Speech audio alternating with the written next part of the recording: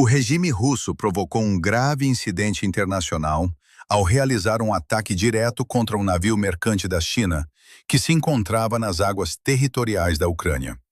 O navio de carga foi atingido por um drone de ataque do tipo Shahed, de fábrico iraniano e utilizado pelas forças russas, gerando uma situação de extrema tensão diplomática e militar entre Moscovo e Pequim. O porta-voz oficial da Marinha da Ucrânia, Dmytro Pletenchuk, confirmou formalmente a ocorrência do ataque, classificando o sucedido como uma demonstração viva da diplomacia ao estilo de Moscovo. De acordo com as informações oficiais disponíveis, a embarcação tinha como destino final o território chinês, e felizmente, o impacto e os disparos subsequentes não causaram vítimas mortais nem feridos entre os membros da tripulação de nacionalidade chinesa que se encontravam a bordo no momento da agressão armada. Este ataque militar ocorre num momento crítico e assume uma gravidade sem precedentes, dado que as forças de ocupação russas nunca antes tinham ousado visar ou atingir navios mercantes chineses posicionados nos portos ou nas águas da região.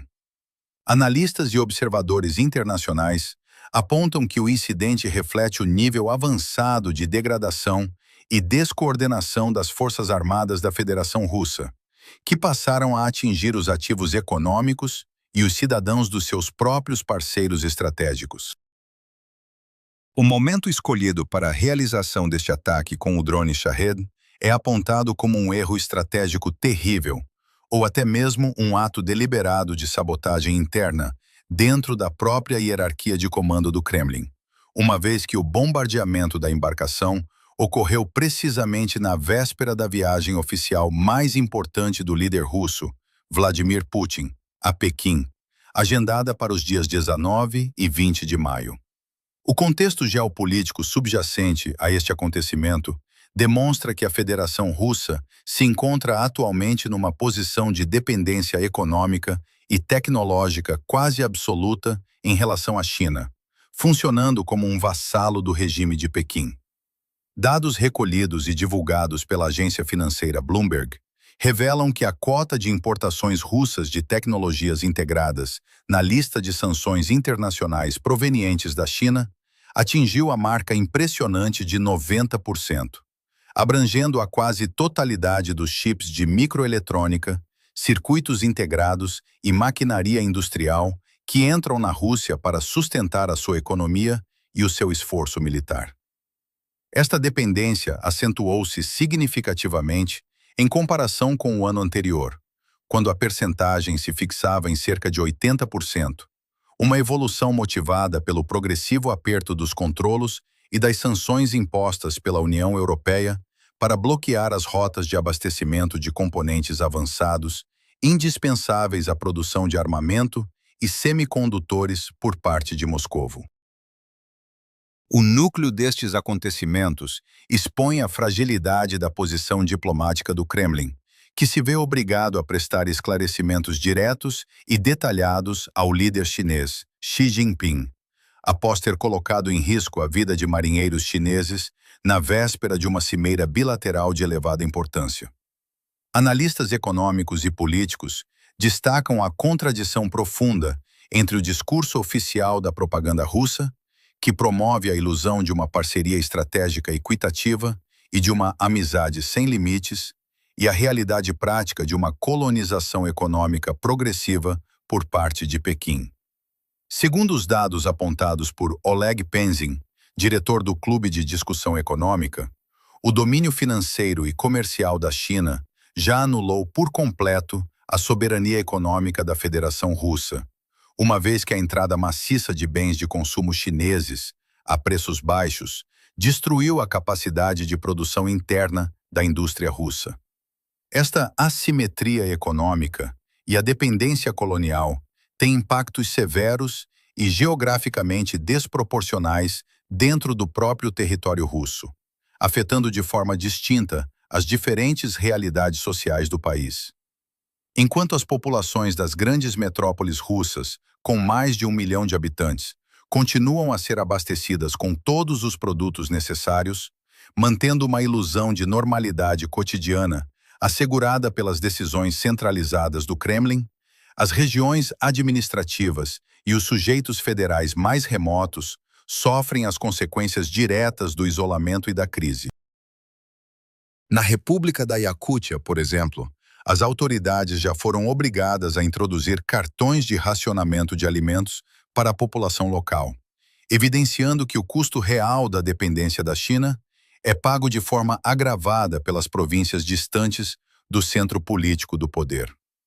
Do ponto de vista geopolítico e estratégico de Pequim, a liderança chinesa encara a Federação Russa de forma puramente pragmática e cínica, não a reconhecendo como um polo de poder equivalente na cena internacional ou um parceiro de igual valor. Na visão geoestratégica global da China, existem apenas dois intervenientes principais: os Estados Unidos da América e a própria China, sendo a Rússia reduzida à condição de um apêndice fornecedor de matérias-primas e uma gigantesca estação de serviço destinada à extração de recursos energéticos e naturais a preços extremamente reduzidos. A manutenção de um conflito prolongado na Ucrânia serve os interesses econômicos de Pequim na medida em que mantém o regime de Moscovo isolado, enfraquecido e sem alternativas externas, forçando-o a ceder às suas riquezas naturais e energéticas a troco de compensações mínimas e sob condições de total servidão financeira. Paralelamente a esta crise, os circuitos globais de abastecimento militar continuam a operar através de redes complexas, conforme indicam as investigações detalhadas publicadas pelo jornal norte-americano Wall Street Journal. Empresas de tecnologia sediadas na China, muitas delas operando na obscuridade e com pouca dependência de transações baseadas no dólar americano, continuam a fornecer componentes eletrônicos essenciais e motores diretamente à Rússia e ao Irão, contornando os pacotes de sanções econômicas aplicados por Washington e pela União Europeia. Um exemplo concreto desta atividade é a empresa chinesa Xiamen Victory Technology, que fornece abertamente motores de aviação do modelo Limbach L550, cuja tecnologia original de fábrica foi adquirida à Alemanha, para serem integrados diretamente na produção em massa dos drones de ataque Shahed 136, utilizados na campanha militar contra o território ucraniano. Os registros alfandegários da China comprovam o envio regular de centenas de contentores carregados com mercadorias de duplo uso militar e civil, incluindo giroscópios, cabos de fibra ótica, sistemas de engenharia e microchips destinados a Moscovo e a Teherão. O volume de exportações de cabos de fibra ótica da China para a Rússia registrou um aumento acentuado no outono de 2024, coincidindo com a alteração técnica operada nos drones russos para utilizarem sistemas de controlo por cabo e contornarem as medidas de guerra eletrônica ucranianas. Este fluxo de importações sofreu um novo incremento após o ataque ucraniano contra a infraestrutura industrial na localidade de Saransk, em abril de 2025, que paralisou a principal unidade russa de fábrico de cabos industriais, forçando o Kremlin a recorrer de imediato ao mercado chinês para suprir a quebra de produção de baterias de íons de lítio e sistemas de cablagem. O cenário de dependência militar e econômica aprofunda-se à medida que o fornecimento de componentes da China para o Irão repete os mesmos padrões logísticos observados na Rússia, com picos de exportação registrados nos meses de julho e agosto, após o surto de tensões armadas de curto prazo no Médio Oriente, envolvendo Israel e os Estados Unidos da América. Face a esta realidade, o presidente da Ucrânia, Volodymyr Zelensky, tem reiterado que a liderança de Pequim detém uma influência decisiva sobre as ações do ditador russo, mas salvaguarda que uma derrota total ou o colapso de Moscovo não serve os propósitos estratégicos da China, que vê a Rússia como uma peça útil no seu confronto global de longo prazo com os Estados Unidos da América.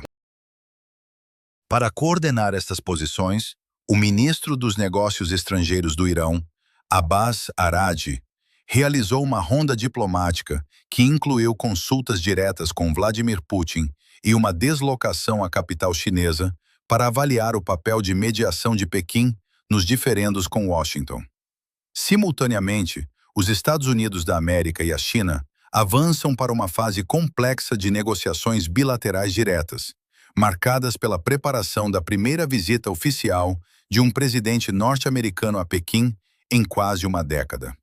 A agenda desta cimeira de superpotências é dominada pelo bloqueio em curso no Estreito de Hormuz e pelo caos gerado nos mercados globais de petróleo devido ao conflito com o Irão, levando Washington a exigir que a China utilize a sua alavanca econômica sobre Teherão, dado que o mercado chinês absorve 90% das exportações de energia iranianas. Em resposta às pressões e à aplicação de sanções unilaterais norte-americanas contra empresas chinesas envolvidas no fornecimento de componentes de mísseis e drones, o Ministério dos Negócios Estrangeiros da China declarou formalmente a sua oposição firme a quaisquer medidas sem base no direito internacional ou sem autorização do Conselho de Segurança da Organização das Nações Unidas, prometendo defender os interesses comerciais das suas companhias. O impasse político estende-se igualmente à questão de Taiwan, com o líder chinês Xi Jinping a exigir a redução do apoio militar norte-americano à ilha,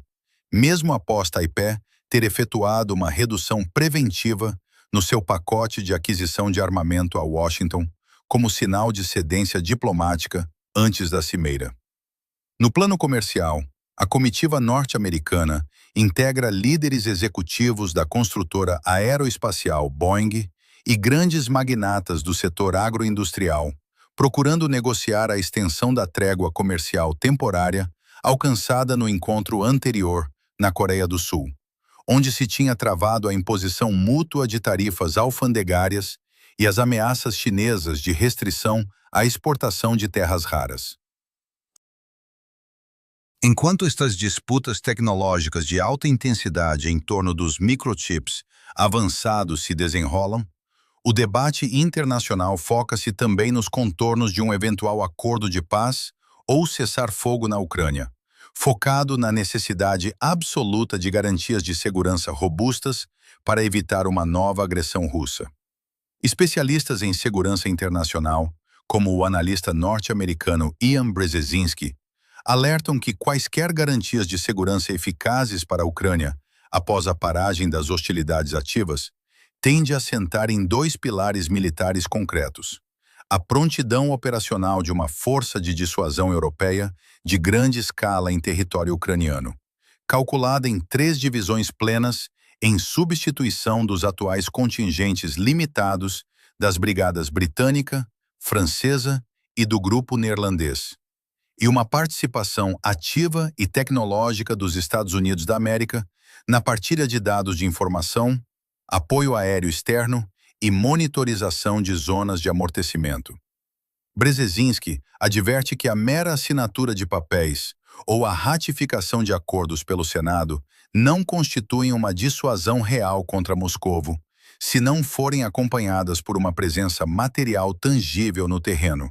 sublinhando que a janela de oportunidade ideal para Kiev negociar e fixar termos de proteção internacional robustos ocorre estritamente antes do estabelecimento formal de um cessar-fogo e não após a estabilização das frentes de combate. Subscreva o canal para acompanhar a evolução detalhada dos acontecimentos geopolíticos mundiais.